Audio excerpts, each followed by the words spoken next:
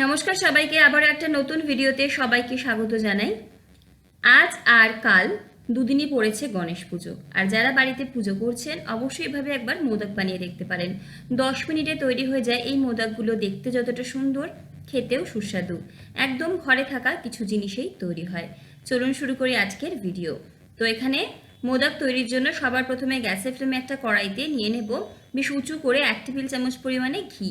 ঘিতে করলে সবচেয়ে বেশি ভালো হয়, মাখন অথবা সাদা তেলেও করতে পারেন, তবে ঘিতে ফ্লেভারটা সবচেয়ে ভালো আসে। ঘিটা গলে গেলে এখানে নিয়ে নেব আমি 1/2 কাপ পরিমাণে সুজি। সুজিটাকে 4 থেকে 5 মিনিট একদম লো ফ্লেমে ভালো মতো আমাদেরকে ভেজে নিতে হবে, যতক্ষণ না সুজির কাঁচা ভাব চলে যাচ্ছে আর বেশ সুন্দর একটা গন্ধ আসছে। প্রায় 4-5 মিনিট একদম লো ফ্লেমে কিন্তু ভেজে নেব সুজিটাকে। চাইলে আরও একটুখানি ঘি কিন্তু এখানে বেশি দিতে পারেন যদি ইচ্ছে হয়, অবশ্যই কিন্তু এতে স্বাদ আরও ভালো হবে। এবারে এর মধ্যে আমি কিছু পরিমাণে বাদাম কুচি করে রেখেছিলাম। বাদাম কুচি যেমন নিজেদের পছন্দ, যেটা বাড়িতে আছে সেটাই দেবেন। একদম ছোট ছোট করে কুচিয়ে রেখেছিলাম, সেটা দিচ্ছি। এখানে দিয়ে দেবো কিছু পরিমাণে কাজু বাদাম কুচি আর পেস্তা কুচি নিচ্ছি আমি। কাজু, আমন্ড, পেস্তা, কিশমিশ কুচি করেও কিন্তু এখানে দিতে পারেন। আমি এখানে ওই 2 টেবিল চামচ মতো আমন্ড কুচি করে নিয়েছি আর এখানে পেস্তা কুচি দিয়েছি। নিজেদের পছন্দ মতো যে কোনো রকম বাদাম ব্যবহার করতে পারেন। বাদামটাকেও সুজির সাথে আরও 2 মিনিট একটু নেড়ে ছেড়ে নেব। তারপরে দিয়ে দেবো ফ্রেশ নারকেল কোড়া। চাইলে ডেজিকেটেড কোকোনাট দিতে পারেন, তবে এই মোদাকে ফ্রেশ নারকেল কোড়া ব্যবহার করলে খেতে বেশি ভালো হয়। এখানে সুজি যে পরিমাণে নিয়েছি তার থেকে একটু বেশি পরিমাণে নিয়েছি কিন্তু নারকেল কোড়া। ডেজিকেটেড কোকোনাট ব্যবহার করতে পারেন, তবে এই মোদকটাতে ফ্রেশ নারকেল কোড়া ব্যবহার করলে বেশি ভালো হয়। মিনিট 2 নারকেল কোড়াটাকে সুজির সাথে একটু নেড়ে চেড়ে নিচ্ছি, যাতে এর যে ময়েশ্চারটা আছে সেটা কমে যায়, তাহলে কি হয় মোদকটা একটু বেশি দিন ভালো থাকে। এরপরে আমি এখানে 1/2 লিটার দুধকে ঘন করে অর্ধেক করে নিয়েছিলাম, আর তার মধ্যে কিন্তু কেশর ভিজিয়ে রেখেছিলাম 2 চিমটি মতো। বেশ সুন্দর একটা রঙও এসেছে যার জন্য সেটা আমি এখানে দুবারে মিশিয়ে নেব সুজি আর নারকেলের সাথে।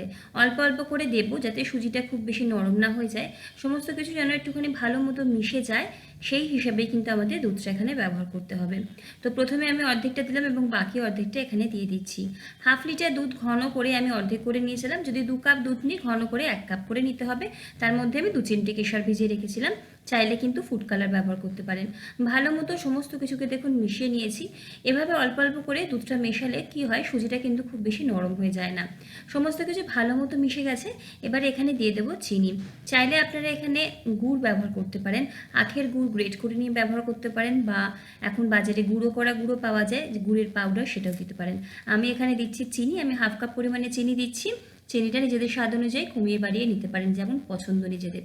চিনি ভালো মতো মিশিয়ে নিয়েছি, একদম লো ফ্লেমে রেখে কিন্তু বাকি রান্নাটা আমি করেছি।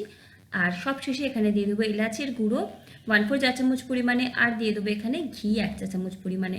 নামানোর আগে ঘিটা দিলে এর টেস্টটা কিন্তু আরও বেড়ে যায়।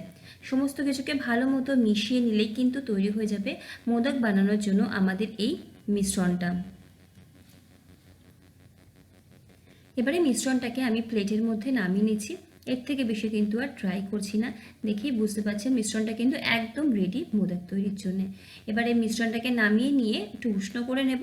উষ্ণ অবস্থাতে কিন্তু আমাদের মোদকগুলোকে তৈরি করে নিতে হবে।